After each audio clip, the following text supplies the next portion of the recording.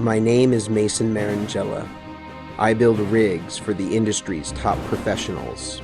Now, I'm teaching guitarists how to build rigs like the pros, with DIY tips, easy mods, and all the tricks of the trade.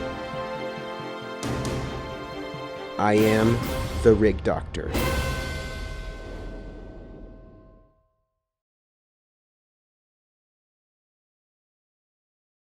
YouTube that's linked. Hey guys, let's see how this sounds. We're gonna have to come in closer, I think. Let's see. Maybe. I might need to jack the mic up a little. Yeah. So this is the YouTube, and then this one is the. Oh. But I think this should work out since you're right-handed. You can actually come quite a bit closer. I get you. We can't we'll kind of move out of the way for the pedal board. We can't see the beautiful board. This just seems to be working okay though. Just want to make sure that we're audible to everybody. Audible. Oh yeah, our level here looks good. Yeah, I think so. Let's just get it a little hotter. So in case we shouldn't yell. Don't yell. I'll yell. Okay, I think that looks good. Okay. All right, so for all of you that are on Facebook, which is kind of mounted directly above our heads here. I think it needs to be a sideways thing. But does it pant? Does it go sideways? The dog's in it now. Yeah, Zeke's coming in. I don't know if Facebook does Facebook go sideways. I don't have Facebook, dude. Okay, well. So we're going to be doing a live pedal demo, and if you're on Facebook right now and you're wondering what it is that we're talking about, can you turn it sideways? Facebook. Can you turn Facebook sideways? So we're going to be demoing this pedal board behind me. This is going to be going to back to Michigan this week, but and Zeke has come to join us as well. And so Alex is going to be kind of taking us through it a little bit. He's going to be playing. He's going to be our demonstrator. But it's a cool switching system. It's got lots of features. All 8 loops are used. Lots of stereo loops for the timeline and the big sky. And got all sorts of stuff. We got some Vertex stuff. We got, I know you can't really see the back from your vantage point, but we got some Vertex stuff. Let's see if we can kind of see it. Vertex stuff. We got Ultraphonics, a steel string, a blues driver. Is it stock? A harmonist. Yeah, that blues driver stock. Stock blues driver.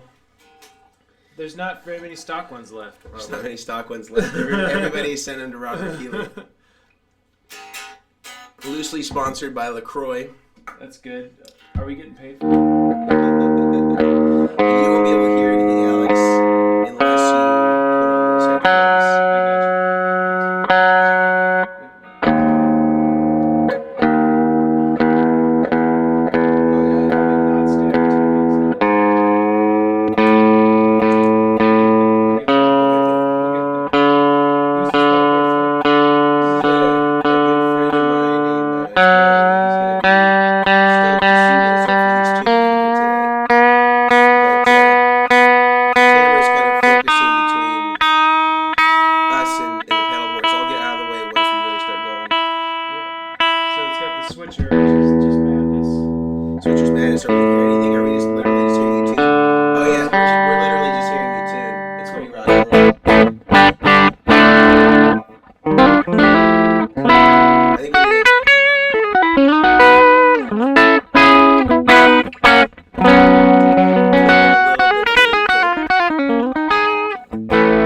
Humbuckers, dude.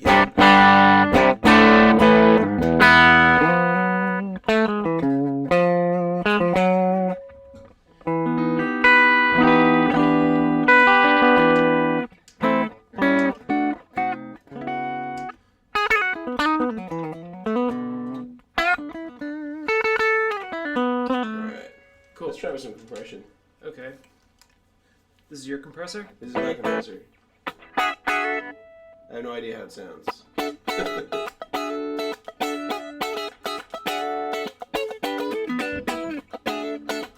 this is the compressor right here. It sounds good. Let's get it like more.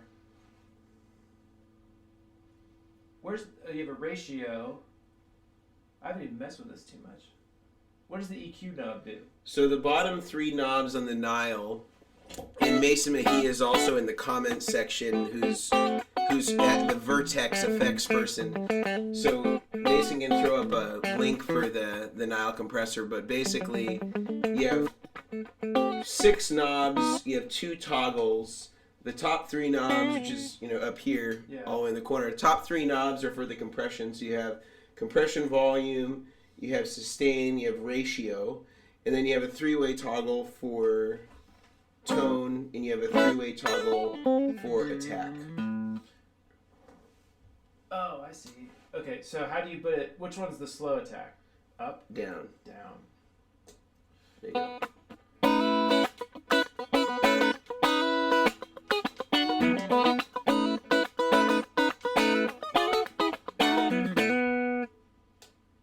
This is like intermediate. Intermediate attack. in the middle toggle. You can't hear it, but you can feel it for sure. Right. Yeah, it's nice. What's like a ubiquitous funk lick? Anything Prince. No, I got a better one. I messed it up.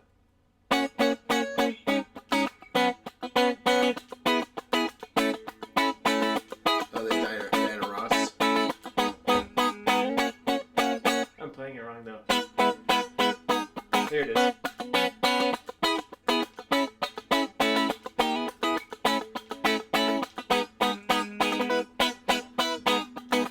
What a great lick, huh? That was Nile Rodgers. That was the pedal's namesake, huh? What does this do?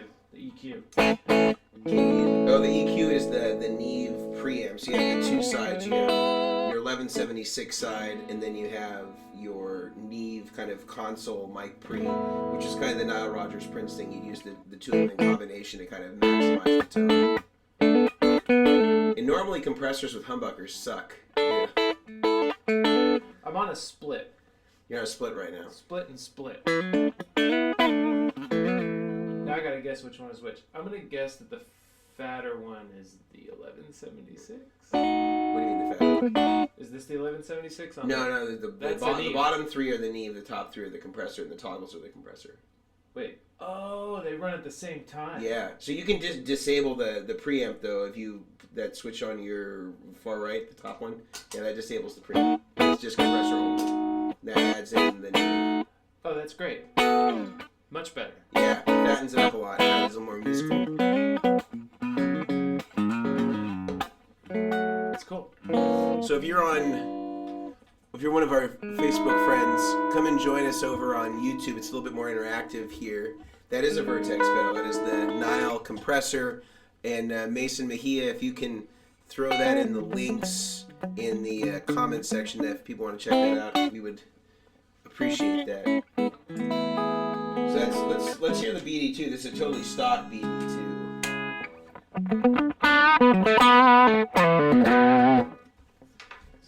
Sounds like a BD2.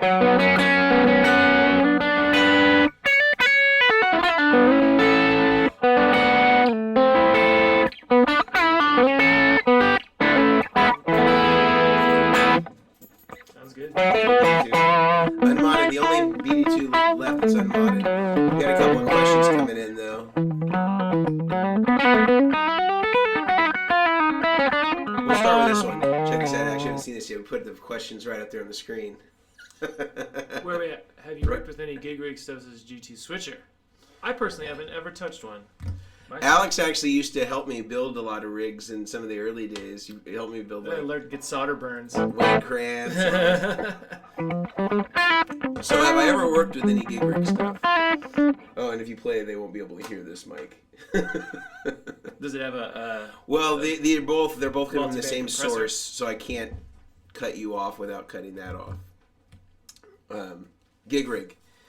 I have done some stuff with their Quartermaster, and I have serviced a rig that had a G2. Nothing to do with the G2, just there were some changes being made to the rig, and it used a G2. Is the G2 like that? It's sort of like the big guy like this. Like I think it's 10 loops. And Leviathan. yeah. And I think that it's I think of the larger switchers, I think it's the simplest to use if you're just getting into MIDI. So if you're just getting into MIDI, it's confusing to you, you don't really understand it, you're maybe not using a lot of MIDI pedals, you don't need any sort of, set list programmability, and your needs are really basic, you just want to bring in multiple pedals at once, most of it is not MIDI. I think it's fine for that, and I think it's one of the easier learning curves. There are some things, though, that I think, its relativity in terms of price versus its options. I think it's a little bit pricey for what it does. I think the Boss is better value, and I think it does more, but it is a little bit more complicated to use. So there could be a case to be made for the G2. I'm sure if all things being equal, I'd say the RJM is the best one, is the Rolls Royce. If you That's really like want that. super expensive, right? It's the same, I think, as the G2, around 11 or 1200. How much is this Boss? I think those are like 15? 700 or 800. Oh, cheap. Bird. Comparatively, I don't remember. I think maybe they're 700. I think 700 sounds right. You got to know that a Boss is always going to work, though. Or if it went down, you could really get one anywhere in the world. Anywhere, yeah. Your neighbor probably has one. Your neighbor probably has one. Just probably. not, yes, it's like just sitting around the garage. Ask for some sugar next door and get your ES-8 switcher. ES-8. So that's what I have to say about that. Let's take one more, and then we'll play some more stuff. Just real quick, yes, Total Evo. This is a programming switcher, the Boss one. I'll have to find a better system to get these in the picture at the same time. Maybe I just need to set up a second camera that just comes down on it. You should just put it in our lap. Just put it in our lap. Yeah, just put it in your lap. What's lighter, though? What's the lightest switcher? This is an old guy question. I don't know. Oh, is that on there? No, that's me. All right. Could you do a video dressing your cable setup step by step, clean up your board? Yeah, Mejia, can you take that down on here, and we can add that to our list of requests. Let's see. Start at the pedal and go to the pump. Do you set the pedals the way you want them, and then you attach that tone to a particular switch? Well, if it's MIDI, then you can have it. If the pedal has MIDI, then you can get it to change all the parameters in one switch, not just moving a pedal in and out. If it's an analog pedal like the distortion boxes, you'd have to physically turn the knobs. You can't really see it from where you are, but all the knobs of the back of the stuff that's underneath, kind of the Strymon bridge here, it's all accessible, so you can reach those and manipulate them. I think maybe what he's getting at is, can the switcher adjust the pedal? But only if it's MIDI controlled. Only if it's MIDI controlled. Not if it's just a pedal in a loop. These three guys can be MIDI controlled. So like I didn't label the other ones fully, but like this one says if it's set to controller or CC message or continuous controller number 102 and the value is set to 0, it'll turn this thing off, even if it's not in a loop. So you can actually turn MIDI pedals on and off. They don't even have to be using a loop. That's why, like, on guys... Sorry, this autofocus is killing me. I'm going to see if I can back this out. You did. There we go. All right, a little better. All right, so on those controller messages, like what I have set up here, if you set this to 102... Zeke's having a little freak out with his bone down here. So you can turn this thing on and off. You don't need to have it in a loop. It's just that we have enough loops where we can fit all this stuff, so it just worked out that the same number of loops was the same number of pedals. But like on Rhett Shull's board, he used an ES-8, which is the smaller version of this, and we put all the Strymon stuff and just control it through MIDI. And so you can actually turn all that stuff on and off. You can adjust parameters. It doesn't even need to be in a loop. MIDI does all that stuff for you. But an ordinary analog overdrive or something like that couldn't change parameters. You can bring it in and out, but you can't change where the knobs are set. Whereas on the Strymon stuff, because it's MIDI controlled, you can do all that stuff with the switcher, which is pretty cool. You know, these MIDI switchers are interesting. I never got into it because I'm always doing too many different things. So I need to just access little sounds and blend them. But if you had a set that you just played all the time, that would make it so much easier. Yeah, and that's like that's if really you just what the had benefit is. one or two set lists, you can just plow through it, switch Sure. by switch, man. You just have you just have like a lot of All the guys tones lined up. will set up like their first switch is like their intro tone, whatever that is. Then they'll have like a dirty rhythm would be switch 2, and then like a lead tone will be switch 3.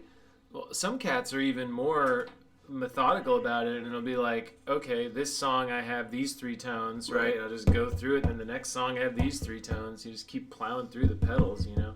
That's that old, like, I guess, like, probably like those Bradshaw rigs. Remember when the switcher was like, it was huge, 4 feet wide, right? You know, it just had like a billion buttons, but you could go through like a whole hour show, like the Edge, you know. Yeah, and you could have. I mean, this is really taking that same concept and just consolidating it down. Like the Bradshaw switchers, I don't know if they do it now, but in the old days, you couldn't change. Even 10 years ago or 5 years ago, you couldn't change the order of stuff. Whereas even on these Boss switchers, you can change the order in real time. So if something's hardwired into loop 1, you can move it to loop 5. This isn't uncommon. A lot of the switchers now do this. But it's pretty cool that it allows you to move the order of stuff. And this one also has a feature that a lot of them don't have, where you can mix loops in series or parallel. So you can combine overdrives in parallel to get some different sounds, which you can't do on a lot of the other switchers. That's a cool feature that the Boss has that a lot of them do not. Textures. You can do it. Textures. All right. Let's do one more. We got a fan of the Morningstar MC6.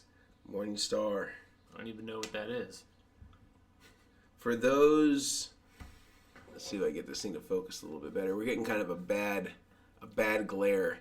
By the way, if you're on, it's my forehead. If you're on Facebook right now, we have a much more interactive experience over on YouTube. So you can join us here. We're going to be featuring a lot of the questions that are coming in there on YouTube. So just check that out, and it's linked up in the description. Yeah, you can see both, sort of. All right. So this is for those who want to do pass-through boxes. What's the minimum requirement? Also, an acoustic guitar question I put on the last live stream for buffers. I meant to say with acoustic preamp pedal. Without acoustic preamp pedal. Buffer. Okay, so I don't know if I understand all that. What to do? What for those that want to do pass-through box was the minimum requirements? Well, 2 jacks, a drill press, probably a step drill bit, or a reamer, if you want it to fit properly, and then you could use guitar cable as the the wire to interconnect it if you wanted, and so you wouldn't have to buy like hookup wire. But you could just use hookup wire. But you could just use guitar cable because you probably have some bulk of that. And then you just wire the tip to the tip and the sleeve to the sleeve, right? You wire the shield to the ground, and then the tip to tip. And you would just need some jacks. Now, on the ones where we've used those interfaces, I've linked all the materials that I used, like the Hammond box that I used, the jacks that I used, the hookup wire that I used. So you can actually just go and follow those links. Like the last one I think I did that for was RJ Ronquillo's board, so you can just go check out that, and I've linked all the materials for the interface there, so you can just buy that stuff. Do you? Oh, yeah, sorry. Do you think that the having those extra jacks in your signal chain dampens your top end a little bit? Well, I would say it's no worse than having another patch cable if you're wiring it with, you know, short, because inside you're talking about a couple inches of cable. What's the biggest culprit of capacitance gain? Is it or you mean like the accumulation of capacitance? Yeah, is it the cables or is it the jacks? Well, they both have capacitance. That's what I'm saying. But which is more? I guess probably the cables. It depends on how long the cable is, because some of those like Switchcraft plugs, they're great and very mechanically reliable, but they weren't designed in a time where there was any thought on the electrical specifications. The mechanical specifications were the key thing, because people forget those quarter-inch jacks were like, if you watch old war movies, you can see like operators unplugging quarter-inch jacks and plugging them in. That's what the Switchcraft. It's called a phone plug, phone right? So they were designed for that, and so they were designed for abuse in that sense. But there wasn't really like, they weren't monitoring how much capacitance was behind the phone calls and the switchboard. So there wasn't any impetus to make it. So it wasn't about tone. It wasn't about the tone. It wasn't about the tone. It was, so that, Mildred and Gertrude could unplug the phone jacks hundreds of times throughout the day and not have any issue.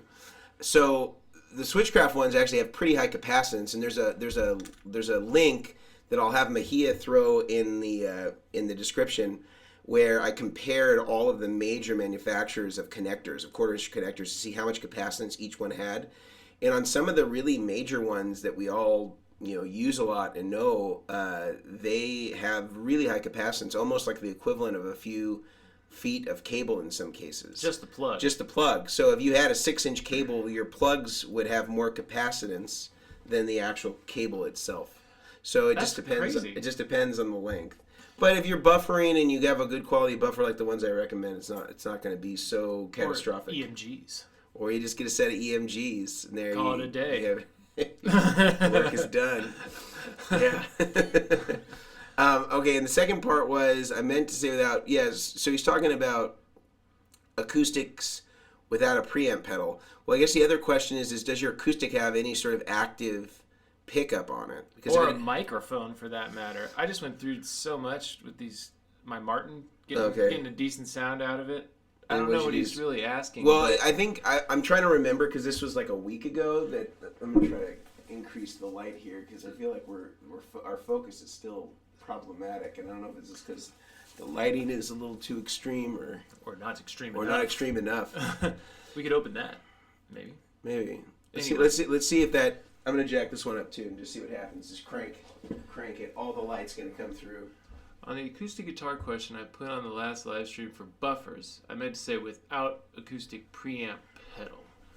So I think the same thing. How do you buffer an acoustic pickup?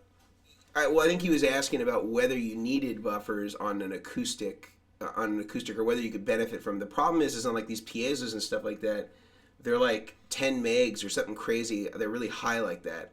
So most of the buffers won't go that high unless it's something specifically designed for it. So, and then if it's balanced, because you're using a microphone or something like that in there, then it kind of eliminates a lot of this stuff as well. So I need to know more about the situation. It also depends on what you're plugging it into, right? Like if you're plugging it into an acoustic amplifier, like those are usually just set up to handle whatever pickup you've got, right?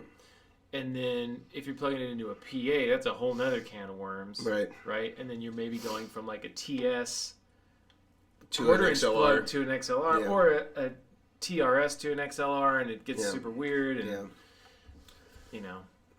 it's a pain in the butt because it's always a compromise. You have, the ideal acoustic guitar is like a 2 Neumann, what are they, like the KM184s in front of it, right? That's your ideal acoustic tone in your nice guitar. Right. Nothing's going to sound like that. No. Let's break from some questions. We're going to go... Pedals. Let's go back to the pedals. We were on the BD2. You're going to need those. You need your headphones again. Let's try some Ultraphonic. Zeke is joining us for this one. Hey, Zeke. Warmer. Humbucker.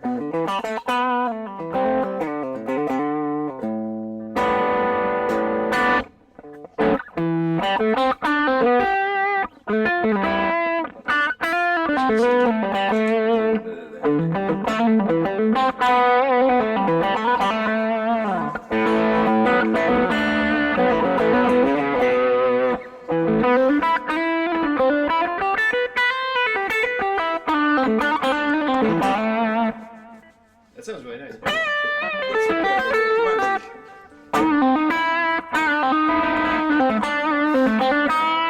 going to be Ultraphonics, which is in the back. It's our Dumble Overdrive Special. Say it again, I was playing. It's our Dumble Overdrive Special emulating pedal. So he's pretty stoked about it. All the pedals is his favorite.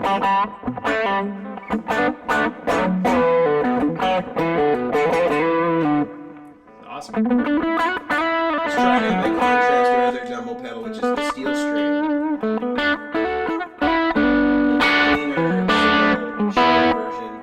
Say it again? It's kind of the cleaner single channel version. Yeah.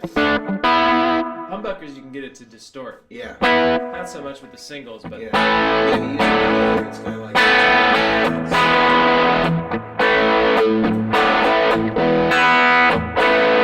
that's both. it's both. This was sounding really good like this.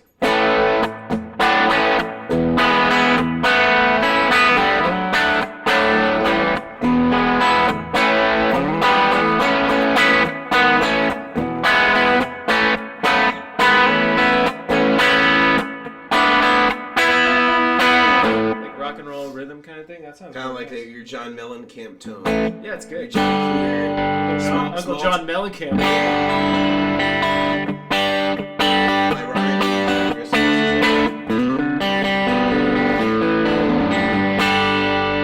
This board has a chorus on it. Better. Yeah, let's go for the studio clean tones. Get your kind of out of phase, single coil. Yeah, it works. Get your ES-8.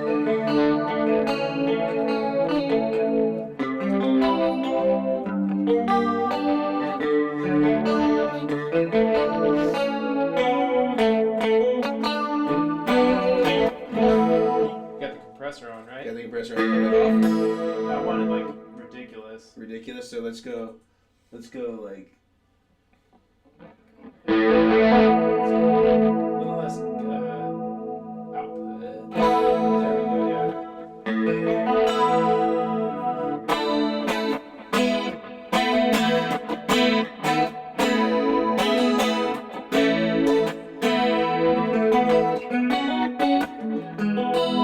That's awesome.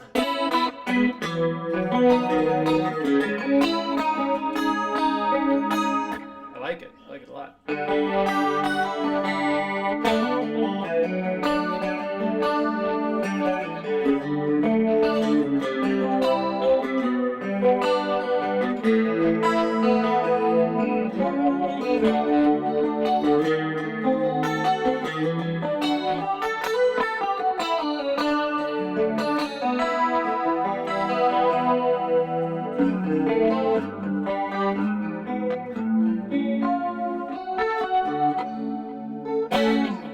Nice. Really good. Yeah, and this is all in mono. We actually have the ability on this guy to do it in stereo, or we can actually even do it in split stereo. So there's actually two isolated outputs, one isolated output and then two non-isolated outputs. So you can run all three outputs at the same time. So you could actually potentially have three amplifiers on this, and you could even run a dry out of the tuner out on the Boogie high wire. So you could actually even have a fourth amp going out of this thing. What is that? That is a buffer and a boost, a dual buffer and boost. You a fan of the buffer? It's the best commercial buffer I think that's out there. Wow. I've said that many times. Mesa Boogie, home run with that one. Uncle Mesa. I like these flat boys here. Oh yeah, yeah. Where are those coming from? Those are the square plugs, the SP 500. Made by Square Plugs. Square Plug, just from Square Plugs. Square Plugs. That's got to be the flattest plug around. It right? is smallest that I know of, and the straights are underneath this guy under the bridge. Did you use the gray ones or which ones? No, it's from the same company. They make like really tiny, short, straight ones. Are they a cube? No, they're not cubical. I don't want it. I can't have that. All right, let's see. Let's go back to some questions. Looks like actually me being further away is better for this, and you probably got to come this way. This whole thing is a smidgen. This whole thing is A smidgen. issues. All right. Oh, much better. Okay, look at that. Better focus, I think, this time. Incredible. All right, let's see. Step by step, how you make your DIY guitar interface.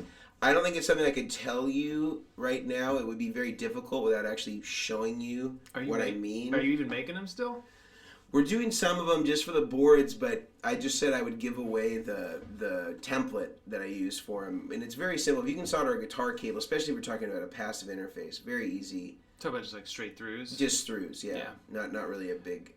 I mean, doesn't Boogie essentially make those things now? Not straight through. Not throughs. They're buffered though. Yeah, I like that one. It's cool. I like that. All right, my Qtron is 24 volt, center positive. I don't know what IIRC means. What's that mean? I don't know. I thought it was like to my recollection. I think that's like what it essentially means. I don't Somebody know. please comment on that because we both need to know what IIRC means. If Yeah. I recall. If I recall correctly. Straight connector. Did we just figure that out? Thoughts on how to make it a right angle? Well, you can cut it and you can get it, and then you can re-terminate it with one of those Kobicon 2.1 millimeter barrels that I've got linked below. And you just have to make sure that the polarity is right. So the best way to do that is take your multimeter, measure it to see which one's the positive, which one's the negative if you're not sure. cut it, resolder it, and make sure that it's still the positive and negative in the same place as you did before. And if it is, then you've wired it to the correct polarity, and now you have a right angle. If it's not, then you'll have to reverse the shield in the hot. If you do it wrong, don't plug it in. Do this measurement with it unplugged. If you can, I guess it's hard to figure out which one's the barrel and the tip if you're just looking at a random plug. That's all, like, you know how they mold them on. Right. Know? Yeah. So the easiest way, I think, is just to cut it, and then you can re-terminate it kind of like temporarily, or you could use alligator clips and actually clip it and then measure it that way. It'd be another way without having to solder it. Boy, you got to really want that right angle. You got to want that right angle. You got to need that right angle.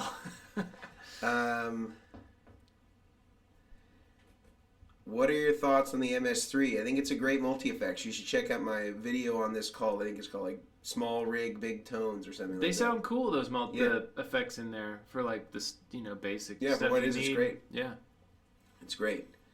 I use the Musicom Lab EFX LE. It's very good buffer. I have one myself. That's what's on my rig that I'm building right now is the Musicom EFX LE switcher. It's very good, great buffers. I think it's the best buffers in any of the switchers that are out there on the market. It includes whichever one you're thinking of as the contender. It's a bold proclamation. I'm telling you, it's great. Just want to remind everybody on Facebook that we're over here. You can't see us. Go on YouTube. Go on YouTube. Jeez, they're probably owned by the same company anyway. How is the first time catching your live stream, Mason? What are your thoughts on stacking compressors with no live amps in a live situation to keep the sustain? I mean, if you have a good compressor, it should be able to provide. I'm shaking my head. No, too much, man. It's gonna make the noise like crazy. I think like the Nile can get plenty of sustain. We did this shoot with Joshua Ray Gooch where he was just doing like country like stuff, and he could get it to sustain for like 15 seconds or something crazy like that. That's enough bars. Yeah. That's as many bars as you need. Especially in country music, man. So I would discourage you from stacking them. I just get one that has the amount of sustain that you need. And there's some really good ones that can do that. The Nile might be a contender. The Cali 76 is a really good one. They have one that's called the Stacked, in fact, which is kind of doing some of the idea that you're doing. Two 76s. Two on top of each other. You just had a whole rack of them in the studio. Is the steel string pedal workable with a Roland JC40 amp? I would totally do it with that because it's a solid state amp. This will make it a little more tubey, a little nicer. You never emailed me back. What? Before on this guy, the JC40. The JC40. We're just playing this pedal board into straight clean sound. So when I was getting it to distort, that's the sound you would basically get out of a JC40. Make it sound a little prettier. Potentially. I've never heard of JC40, but one of my students has an old 120, like a 76. Dude, it's got the one original speaker with the aluminum dust cap and one something else. I don't even know. I think it sounds awesome. Tone of the gods. Tone of a king. Yeah. Tone of a god, maybe. I don't know. You never emailed me back. I was interested in having you build me a pedal board. Well, John... Jeez, dude. Unbelievable. I will have one of our guys get back to you on this. We actually don't build pedal boards as like a service that we offer. I have a full plate just running a Vertex Effects, which is my pedal company, if you're not aware of that. And the only time that I'm building rigs is really for the purposes of educating on YouTube. So any of the stuff that I'm putting out, it's mostly stuff that I've worked specifically with the with a person that I had in mind that I thought would be a good fit and pursued that with them to show a particular scenario. That we need to illustrate that people are asking us to do. So as far as just taking on generalized builds, I don't do that.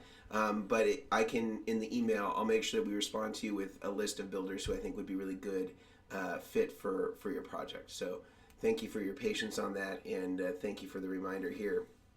We did get a super chat. What does that mean? That means that somebody has paid to ask a question. Yeah. We should answer it. We should answer it. Okay. $4.99. This is great. Thank you.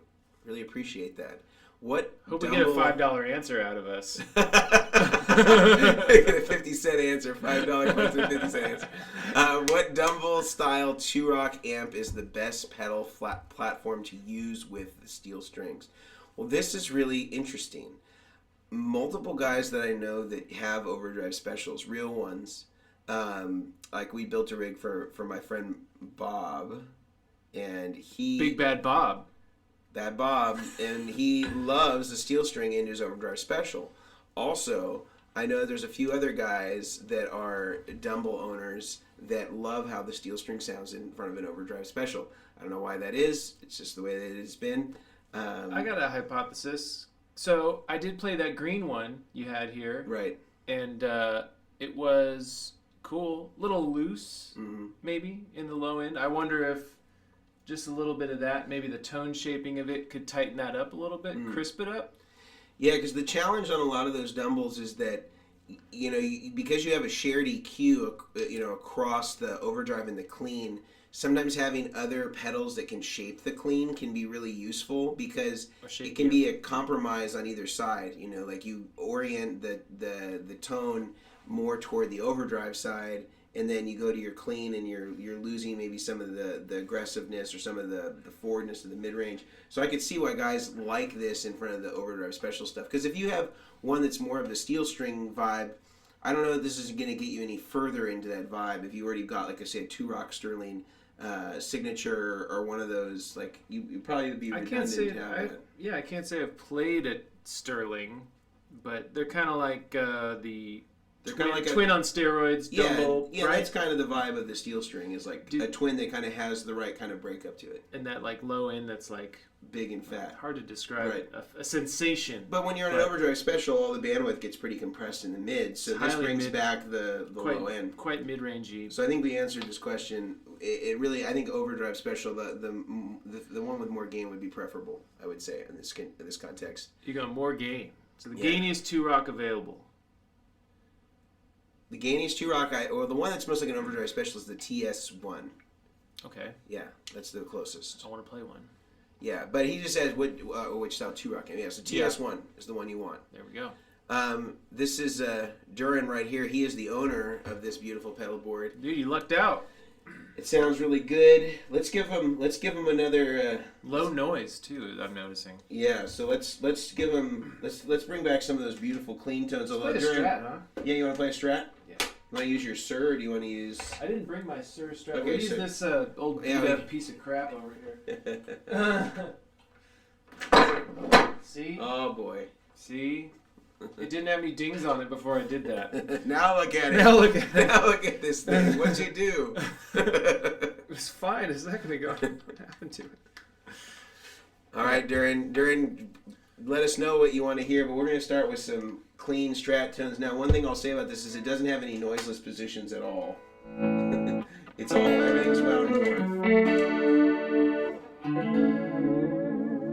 Yeah, nice.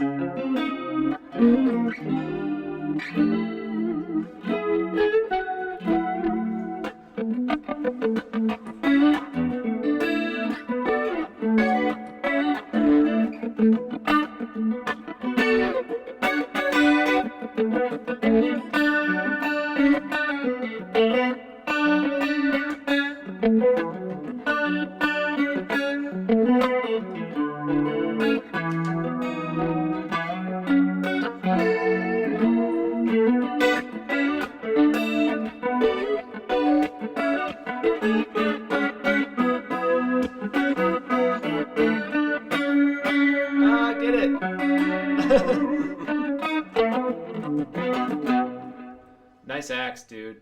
That's a good one. Yeah. Yeah. So we played a bunch of these. The story of this Roy Gallagher is we went to. I was at Sweetwater doing some presentations there.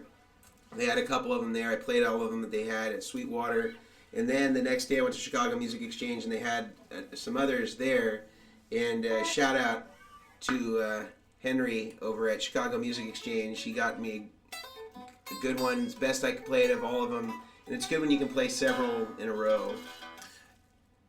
When I went on the Strat hunt, it was insane. You know, like, I went down to Vision. Right, Vision Guitar. Shout out Vision Guitar, San Jose. They hooked me up. They, like, were super cool. And they had just a whole wall of expensive, crazy Strats, man. You couldn't believe the difference from guitar to guitar, man. Just the resonance, the dynamic quality. It's a piece of wood, I guess, right? He's asking for the owner who's chiming in here. He's asking for some Santana sounds. Let's go back. I think we have to go back to the humbucker. Back to the bucker for sure. Yeah. And this is why you have silent ends, so you can unplug like that. So Santana's like a neck humbucker kind of guy, huh? Okay, it's pretty creamy. We'll go... Definitely crank up the Ultra. Yeah, we'll crank up that Ultra. Maybe add in a little bit of the compressor. You might need a little of that compressor. A touch. The question is the compressor before or after the overdrive? I think that's a pertinent question for this forum. All right, let's hear it. Let's go Ultra. What key do you think? Shit. What? Smooth, I think, is an E. I'm gonna botch this. Sorry, everybody.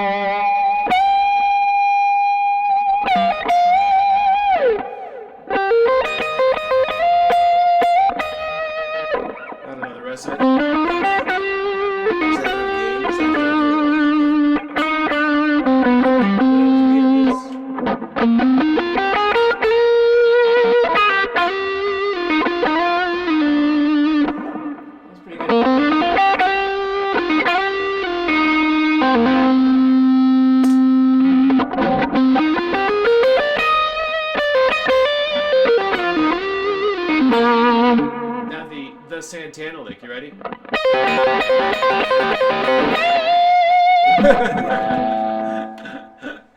That's pretty close, though. You wanna hear it? Yeah, let's hear it. Let's hear it. Let's hear it.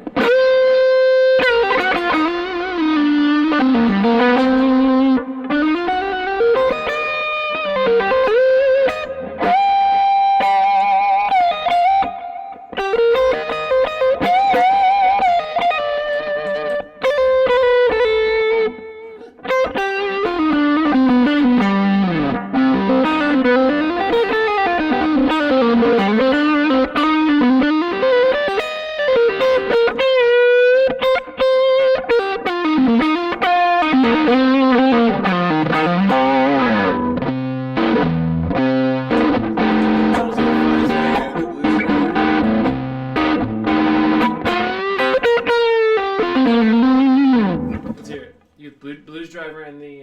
It almost got like fuzzy when you brought in that blues driver. Because like almost like a speaker kind of like because it's stock. Kind of like a Tweed Deluxe.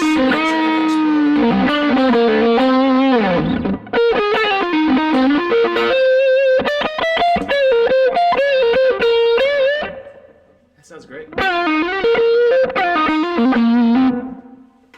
Yeah. That's good sound. Yeah, man. Yeah. Well, who's calling me Gary Moore? It's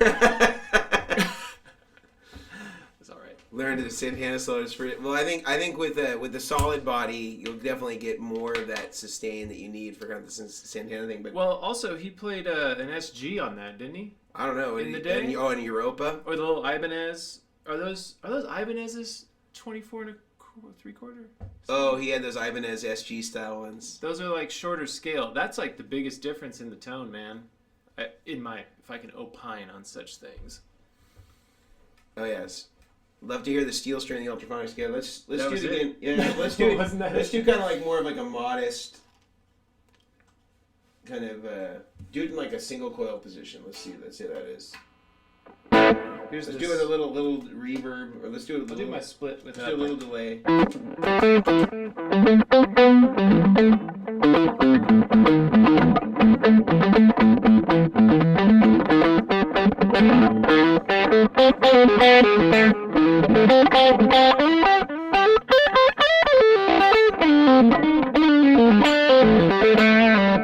It's cool, warm sounding.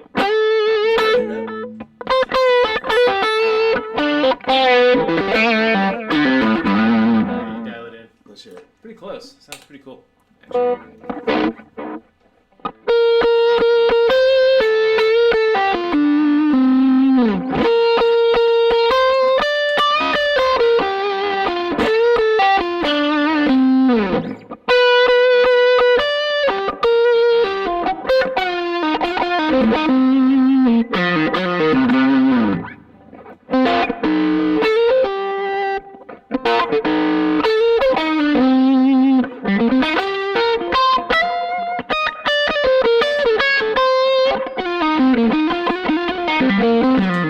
Without it, this adds the fatness.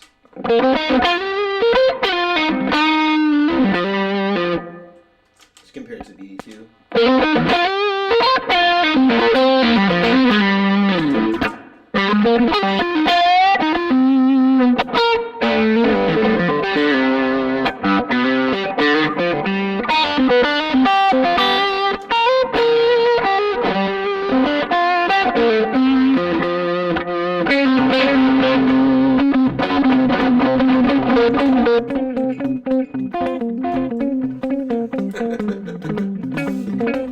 Alright, let's see what we got. So I was going down the rabbit hole.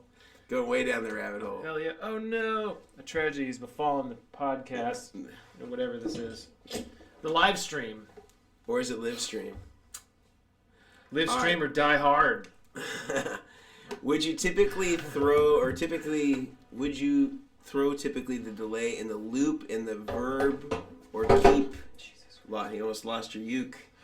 I'm the bull in a china shop. Would you throw the delay in the loop or the verb, or keep the verb in front? I've been using verb in the loop and delay in front. Well, it depends on the amp. If it's a high gain amp, then you want to keep both of those in a loop. If you're using the amp clean, it doesn't really matter if any of those are in the loop. So if there's no gain from the amp itself, it's just from the pedals, then you can keep it in front. If the amp is gainy, I'd say put the delay and reverb in the loop. I'd say rule of thumb, put it in the loop. Because you might have a distortion pedal. But you don't have to worry about if the distortion pedal is going into it. Typically, that's not an issue. If the distortion pedal is before the delay and reverb. Right, but if you put a high gain amp, let's say, and then you put a reverb and delay before it, would be like putting your distortion after a delay and reverb, right, which you wouldn't do. Unless you're an adventurous fellow. Adventurous. Or gal.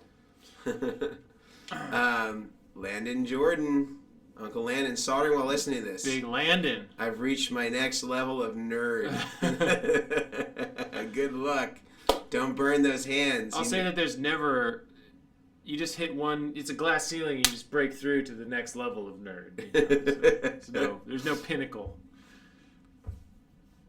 Alright, let's see. How about Randy? Randy, gentlemen, on the MS5 you can change patches with its MIDI control. What's the MS5? It's or does he mean the ES5? You might mean the ES5. I think the MS5 is a keyboard. Like a I think he means the ES5. Yeah, so you don't have to have. So for example, if this was an ES5, let's say, we could actually put all these Strymons outside of the MIDI switcher, but just connect it through MIDI, and we could control all of them on and off. So you can turn everything on and off with MIDI. You don't actually have to physically press it down or anything like that. You can control that with MIDI. It's cool. Complicated, to be sure. Yeah, but it's just all in the programming. It's not hard to do.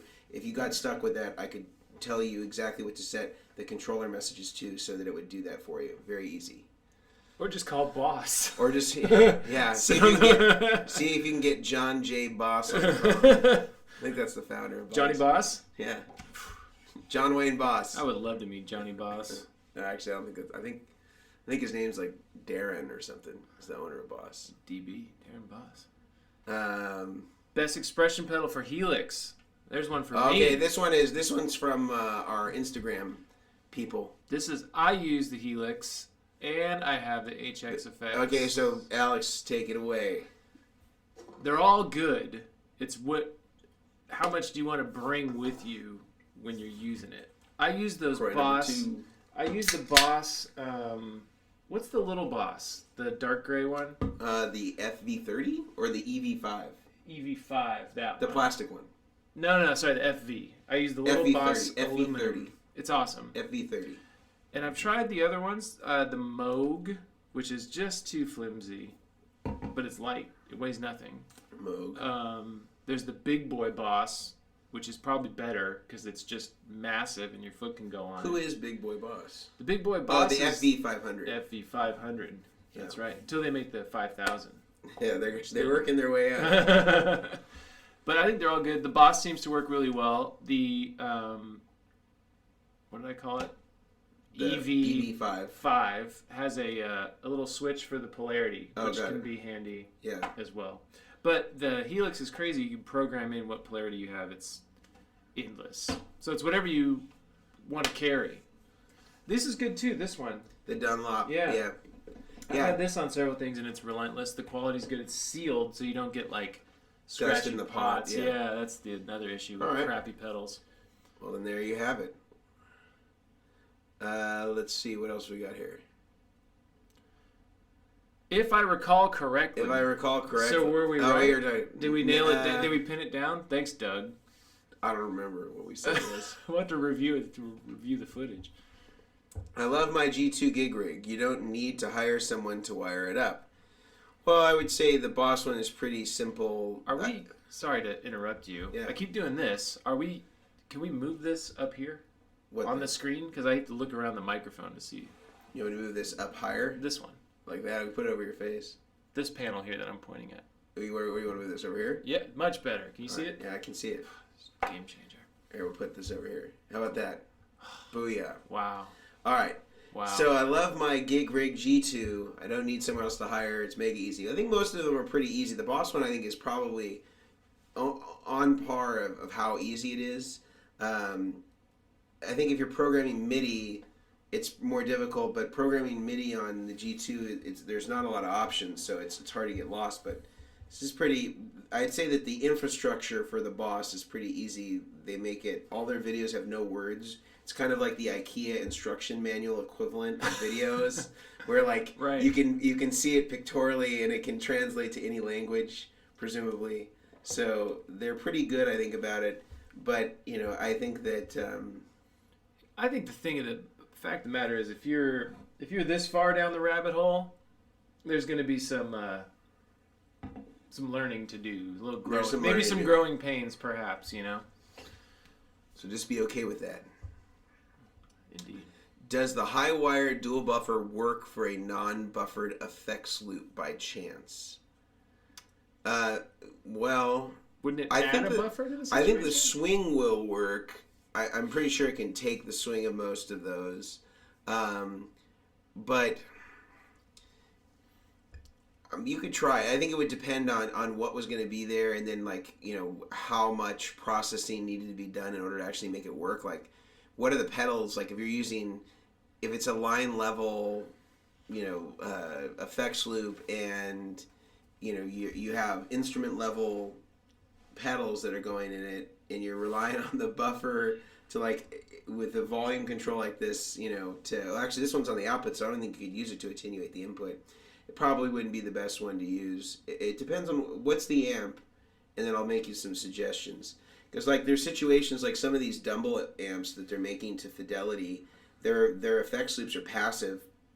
They sound terrible even if you just connect a cable from send to return. You just bring the cable in. That's why there was the Dumbleator. That's why there was the Dumbleator, so that was basically the active effects loop that you would then use in conjunction with your Dumble, so you could run pedals in the effects loop, and you had like a send and return volume, so you could knock down the volume, so you weren't clipping your instrument level pedals, and then you could make up the gain at the end. I don't know what your effects loop is. There's no standard on effects loop, so it's really hard to give advice on this because it's like you're shooting a moving target. It's just really hard to know what the result is that you're trying to go for because there's no standard. Why can't we just come together and standardize effects loops? Huh? Yeah, I mean, come on, who's going to do it? Who's running on that platform this year? Yeah. I don't mean to tell. Effects Loops 2020. That's it. Write them in. That's the extent of my political discussion on today. Write them in. All right. Thoughts on Evidence audio cable? Ooh. Controversy corner. Cable talk. I like their instrument cables. I like the Lyric HG, and I like the what's the other one called? The Melody. I think it's called Melody. I've never used them. I like them, but I only like using them from the guitar into the pedal board. Do they use their own connector? They use a Neutrik one, typically. So they have a proprietary cable. They have a proprietary cable. In fact, I have some... I don't remember which one is the Melody, which one is the Lyric. I have the one that has the black and blue that I need to wire up some cables with it. But I like it if I want something that's really strident and really like top end exaggerated. So like it's good for like a certain bright, sound. yeah. Yeah, it's bright, but it's fat at the same time. I think it's really cool. the I wouldn't wire a pedal board with that type of cable though. I don't. It's not really designed for that. As far as like solderless versions, I think they make the best of the solderless varieties with the screw-in solderless. But it's just not better than a quality solder connection. No way. And I feel like I've tried to prove that, not just singling out evidence, because again, they make the best of. If you're going to go solderless and you don't know how to solder and you want something that's workable, get the evidence one. It's the best one that you're going to find. It is the guy who designed it. I don't know if Tony designed it, but the guy that makes evidence cables, he did a really good job. I think the cable is well built. There's no question about the quality of the actual cable itself. It's really just about the connections, and that's where I try to just encourage people to not just go off of YouTube lore, or somebody you like on YouTube uses it, so therefore it's great. It's good compared to the solderless, but if you compare it to a solder connection, SP 500 square plugs, or Switchcraft with Mogami cable, it's just not comparable connection electrically, and then mechanically it's also not as strong as solder. That's because you only have the center conductor screwed in. The shield is still just free floating. It's not a gas tie connection is the number one thing. And if you look at the body of rig builders from Robert Bradshaw to Dave Friedman to Exactone to Brian O'Million, and you can just Nice Racks Canada, none of these guys use this as a professional solution. It's really a consumer level solution. So I think this is what you have to have in mind. I think the quality of the cable is very good. The cable itself, I like using their instrument cables. I have some myself. No complaints there. But this is sort of a generalized thing that I think people should be aware of about solderless cables. Do their instrument cables have like a braided jacket? Yeah. They have like a really nice quality braid on the outside, and then it looks like a normal cable underneath that braid. I got beef with the braided jackets. It just picks up dirt forevermore. But it's so hard to it clean. can make it a little bit stiffer, and some people like that. Well, fancy that. There you go. Solderless cable or junk. Oh boy. His words, not mine. Wireless. I want to go wireless. I'm thinking about it. Wireless. Yeah, why not? Maybe when the Helix makes a. When will the what's that? When the Helix takes a dive? No. Oh, by the way, I got a Helix coming. Floor? Rack. No, an HX effects. Nice. Coming. Just like you. I use that at my church gig. It resides at the church. It just lives there, huh? It lives there. No amp? Amp, yes. What amp? My Supro clone. Oh, okay, got it. With the 15? It's actually got 2 10s in it now. I got Eminence Legends, and they're well broken in at this point. They sound great. Yeah, I have an Awesome. Eminence Legend in my Princeton. A 10? A 10 in the 65 Princeton. Yep, I bought the ones with the big magnets. I was thinking I about just trying. Tony Lowe loved those. They're good, man. I was thinking about trying one of the big magnets, and one of the little magnets together, as like a pair. Might be kind of cool. But I'm happy with it. Sounds real nice. Thank you, Zeke. All right, when will the new Vertex boards be available? April is the target. I have a couple of them coming out here in the next week that we're going to be prototyping. You're making a pedal board? Yes, pedalboard surface. Nice. Yeah, you didn't know that. I didn't. What's the what's your competitive advantage? Well, I think there's a couple of competitive advantages. I think first is it's lighter than what we would normally use in most of what's out there. So important, by the way, that people don't consider when you're building a pedal board how all that adds up. Secondly, it's not conductive. So sometimes you can have issues with grounding things to the pedal board, and you needing to do that when it's metal. It's not conductive. Pedal train you're talking about? Yeah, I mean, it's not always an issue to have that happen. Like sometimes I've noticed on certain types of switchers and certain types of pedals, they actually need to be like grounded to the surface of the pedal board if you're going on metal. If they're touching, and they can get some weird stuff going on. I mean, some of it has to do with sometimes the circuit is not grounded, and sometimes it can just be a matter of taking the pedal apart, dremeling out the paint so that you actually make a full connection between the bottom and top shell. I think we were doing a board and we had to do something like that one time where some pedal was acting super crazy. The digital ones too, man. If something gets off, not enough current, something weird with the it's like they flip. Can make some weird sounds. Yeah. Especially if they're not powered right.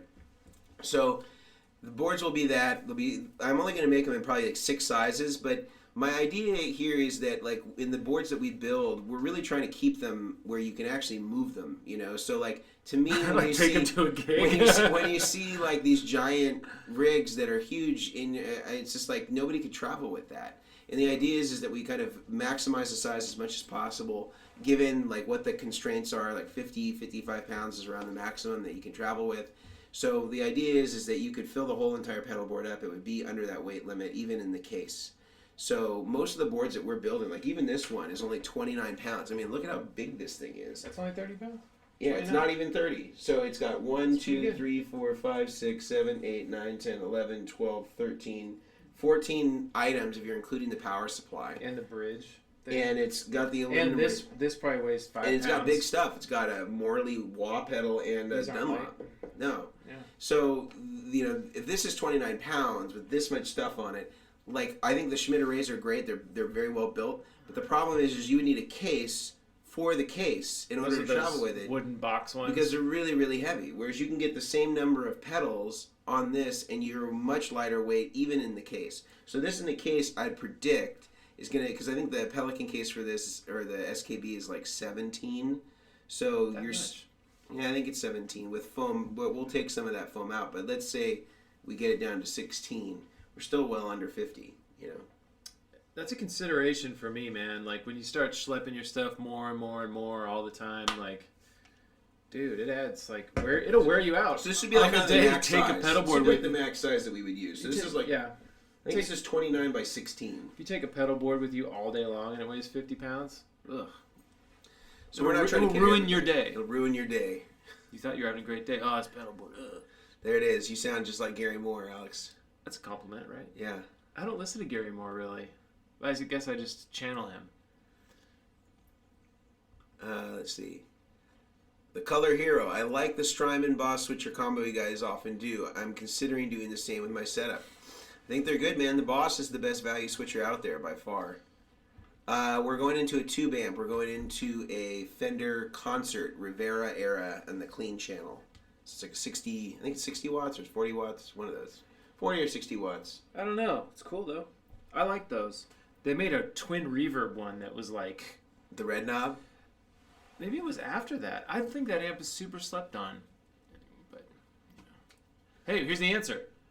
Before PRS Santana played the SBG 2000. Oh, yeah, you were wondering about that. But what was the scale length of the SBG 2000? Someone's going to...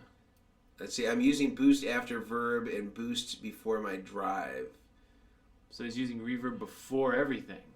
Does that make sense? And boost before my drive. Oh, so he's got 2 boosts. He's got one before drive and then one at the very end. Oh, yeah. Okay. Why not? One's never enough. Can you talk a little bit about the HX Stomp? Can you talk about your impressions? I always get mixed up. The HX Stomp is the small one, right? The Stomp is the small one with the amp modeling. Yeah. The Effects is just the effects. You probably have more experience with it than I do. I don't have a Stomp, but I have a Helix floor, and I think it's really good. Some people may argue that point. But what happens if you want to get feedback and you turn your guitar at your Helix? What happens? The answer is to this modeling situation is simple. You can't just play your guitar through a wedge. That's not cool. That doesn't sound good. It feels whack. No good. So you got to go modeler, power amp, cab. Is what you got to do. So I'm running mine through the Quilter Micro Pro. I'm just going into the return, so it's... No, I'm actually going into their like flattest setting in the preamp, believe it or not, and I'm running amp models into that, and it sounds awesome. Like the Quilter takes a little bit of the edge off. And then you go into a cab so you get the coloration of a speaker. G1265.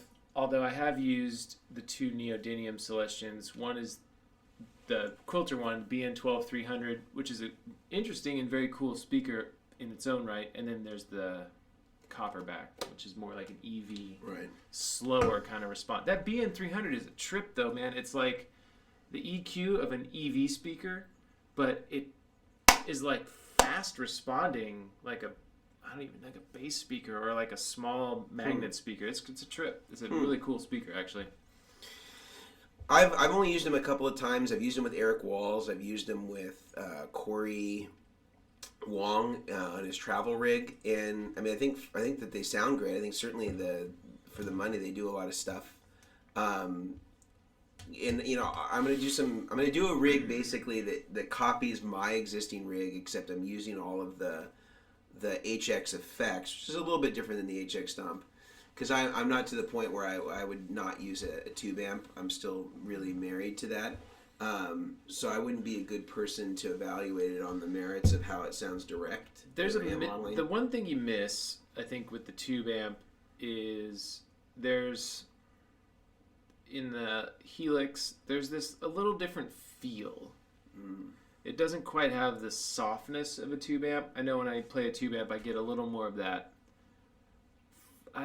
The only way to describe it is softness, flex, and it's not compression. It's just the input, the way the input reacts to a guitar signal. Got it. You can mess with it. I mean, the Helix has an input impedance thing that can sort of mess with it, but it's not quite the same. They'll get there. Yeah, so I'll build one with the HX effects, and I'll tell you what I think more at that point. Dumble's going to make a digital. His next amps are all digital. Yes, no, he's going to master the digital. Yeah. MS5 is a switcher by Boss with some built-in effects. Is it like an MS3 but more buttons? buttons? Yeah, it's a bigger MS3. I haven't seen this one yet. I'll have to look that up. Are there any plans for more MK2 style pedals, and which ones will we see first? I'm not sure at this point. I mean, a lot of people have responded favorably to the steel string. We've already gone through several batches, and our batches are several hundred units. So I think we're almost to 1,000 at this point, or maybe even we're over at this point. Of the steels? Of the new steel string. That dynamic Mark II though, bro. Yeah, no, dynamic. I was just playing it earlier today because I just got, you can see back there, I got this Fender reverb tank, this blackface Fender reverb tank, and I was playing with it through this concert or bandmaster that we have over here, and it sounded so good. I was like, man, this would be cool if did a little update, kind of took into account some of the things that people gave us in terms of feedback with the low end, having the ability to cut some low end out, maybe adding a mid-range control. It's better. And then maybe adding a toggle for the existing tone. So because the tone really nobody is getting it too crazy. You're talking about the dynamic V3. Yeah, so having a couple of different toggles for tone, having an actual mid-range knob. I think you having should a bass cut. Yeah, knob. I think you should do a high pass filter. That'd be sick. Because it does. Sometimes it is just gargantuan. Yeah. So it's if small combos can be pretty overwhelmed by that. Yeah, and it's also sometimes your other tones I'm the kind of guy where I like my tones to kind of blend together, feel like they're kind of one tone, just more or less of it. Right. Sometimes when it's this, it can be a bit much. But I like that pedal, and it's quite good. Alex, another Alex. Hey. This is best pedal for plexi tone on a clean amp. I have my opinion. There's only a few pedals out there that do it. Okay. No, I'm kidding. I haven't played a lot of them recently. I've been just digital, frankly, so why am I here? The T-Drive kind of rocks, frankly. Yeah, T-Drive's cool. Kind of rocks. I don't know if it's really a plexi sound. I mean, the classic answer is Marshall Governor. I mean, right there on the shelf. That doesn't sound like a plexi to me. Mm-hmm. What was that one you had that was super cool with the crazy-ass picture on the front of it? I didn't narrow it down. It had maybe, I don't know. Crazy picture. It had a acid trip picture on the front of it. What an Origin Effects. It was something else. One of those things. It sounded like a plexi? It sounded like a plexi. The other one's good is that Andy Timmons one that JHS makes. It's a pretty good one, but it's based on that Marshall Governor that Alex doesn't like. Well, I think the Governor's cool. A little mid. It doesn't sound it's not to me clangy like a plexi. Mm-hmm. Also, there's a lot of confusion about a plexi because a plexi is basically like a twin. It's just like a super lead. Yeah, I mean it's it's like a dry twin. It's not The plexi tone also comes from those cabs that everyone was using because play a plexi into Jensen's, not gonna sound like you're used to, right? It's not your mama's plexi. So we didn't answer that at all. That's all I right. think the Marshall Governor is the best one. That's what Gary Moore used and stuff like that. I think that's a great one. But My guy, Gary Moore. Your Uncle Jerry Moore. Uncle Jerry Moore.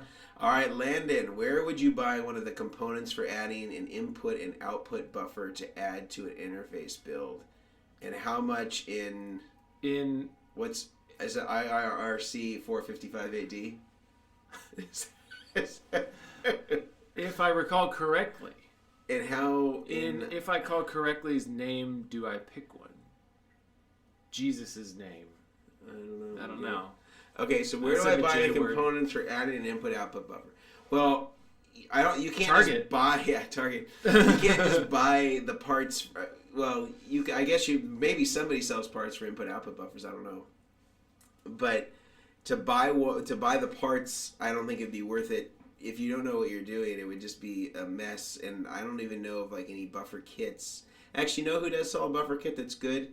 Is Creation Audio Labs in Nashville. He sells a buffer that's actually made for a guitar preamp, like for active pickups. But he makes one that just has loose wires to wire to an input and output. So you could take one of those and you'd wire it to your input and output on the input buffer. And you have another one that would wire through, to the input and output jack on the other side, and that would be one thing you could use. That's not Creation Pedalboards. It's a different company that existed before them. Creation Audio Lab, CAL, and they have a buffer. I think it's called the Redeemer, and it's actually a very good buffer. He just doesn't really market it very much, and so a lot of people don't know about it. That one would be something where it's already wired, and it's pretty cheap. I think it's like $60 or $70, and you can just put it in, wire it into your jacks accordingly. You wouldn't, you'd need to do some other fancy stuff. You're going to run stereo and have isolation transformers. But if you're just doing a simple input-output buffer, that would be the way to do it. But, you got to calculate $60 per kit, plus installing it, plus the parts. You're pretty close to $200 already. You can get that Mesa Buggy or an Empress one for the same price. What do we do before buffers? You use the buffers in your pedals. Wow. Any pedal on is a buffer. What a time. Let's see. Had a chance to try the Tone Master series, thinking about switching from the Helix Power Cab to an HX Effects Tone Master Twin. I would say keep that Helix and get the Tone Master. I know that Helix Power Cab, that Power Cab is whack, dude. I got one and played it for about 10 minutes. I was like, this sucks. Sorry, line 6. I like the Helix. That Power Cab is whack. Get a Tone Master and plug your Helix into it. Is the Mobius your favorite modulation solution? I like how simple it is to get one multi-effects, but I'm not sure how good. I mean, it's a Swiss Army knife. It doesn't sound as good as any of those individual effects would. But I think out of all these, the big three, I think the Mobius is kind of the best one. Yeah, why is that?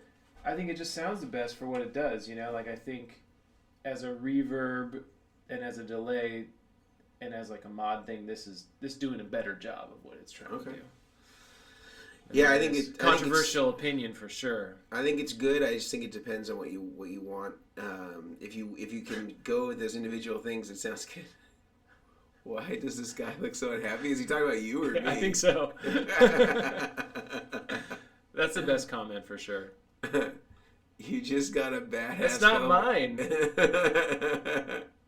Does this guy play in church? I do. This guy hates me. Oh my god, yes.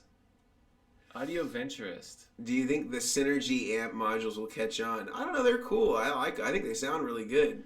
I want to play them. They sound good. I know you're almost out of time here, Alex. So I want to make sure I gotta split.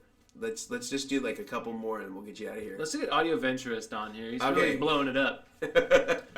What are your top 5 pedal fly rig and you can't use your own pedals? That's easy. Dynacomp would be the first one. Right up there. Maxon SD9. What would be my next drive? SD9. Yeah, Tube Screamer of some kind. I like a TS10. Boss DM2.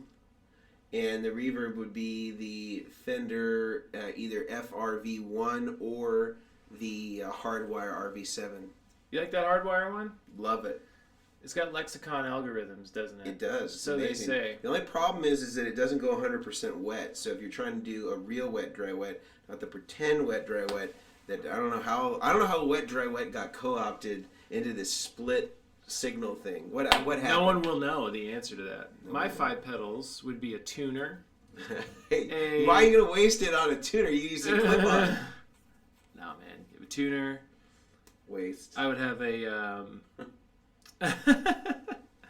I'd probably have an SD9 also because I like it. It's good. Maybe for my low gain, that thing, you know, the luxury drive. Mm-hmm. That's like sick to me. Or the Greer light. No, I take it back. Lightspeed. Yeah, Lightspeed for the low gain, SD9 for the high gain, or dynamic. But you know, can't choose a Vertex pedal. I'm already so right there. I'm already 3 deep. Follow the rules. Fly rig, you probably get an amp with reverb. Probably I would have like an amp with reverb, so I wouldn't mess with that. Delay pedal. Carbon copy. No, the Providence. Oh, the Chrono delay? Chrono delay. Have you tried that delay 80s yet? Oh, you got one? Yeah. Oh, that's the old Chrono. Yeah. That's probably sick. Pre-Chrono. Yeah, the Chrono delay, and what else? What else would I need? That's all you need. An octave pedal, Boss. A Boss octave. This is my favorite. The Helix is like bad toothpaste. That's great. That's great. These guys are hating on me, dude. That's all right. All right, let's see. I disagree with Audio Venturist on the OCD being a good plexi tone. I don't think it sounds like a plexi. It's No, like I don't so think so. crunchy, low mid range. All right, this is the owner of the Pedalboard here, Duran. I have a dynamic distortion. How am I going to put that pedal on there? Well, put it right here. There's just 4 set screws on each corner here, Duran, and you can just actually just lift the whole thing up. These cables are long enough where you can turn the whole bridge back, and you could swap out anything you want. And I left the cables long enough so you could put it here in place of the blues driver or the harmonist. You got enough width too. Yeah, or the Nile is an easy one to swap something out for. So get rid of that blues driver, man, or get it modded. We're getting modded. Send it to old Bob Keeley. That's right. I got a scram, dude. Yeah. All right. Well, we're gonna say goodbye to Alex. I'll answer a few more of these guys, okay. And cool. We'll call it. I'm gonna go be unhappy somewhere else. Thank you for the LaCroix. Kick over that mic stand. I like this one. I'm gonna actually take it with me. Yeah, take that with you. You can grab another one out of the fridge when you're out if you need to. Take one to Mrs. Alex. You can't be unhappy with red pants. With red pants? I know, look at him. He's got red pants on. How can he be unhappy? All right. Cool, thanks, man. Yeah, thanks for coming, Alex. Get lunch when I'm done with this fast. Right. Yeah, Alex is he has ice for breakfast, water for lunch, and tea for dinner right now. Snow cone with no stuff on it. It just pours water over it. All right, dude. See you later, Alex. All right. Let's get a couple more of these, and then we'll sign off. A lot of hate for the modeling stuff. Let's see.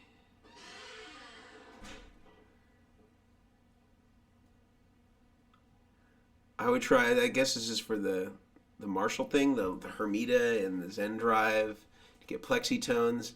I always found the Zen Drive was too closed in its bandwidth for that. I thought his better one for Marshall was the Mosferatu, which came out before the Zen Drive did.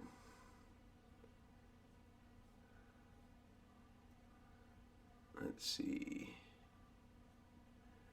A couple more questions.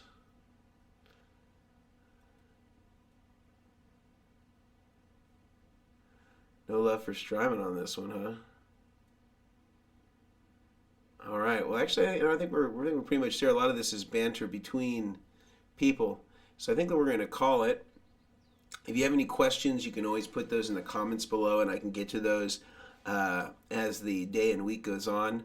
and just do things. Please like, please subscribe, please leave us a thumbs up before you leave today. That just helps us so that this gets the most possible views that it can get. We'll also kind of take some of the highlighted sections of what went on today, and we'll put those out as smaller videos throughout the week.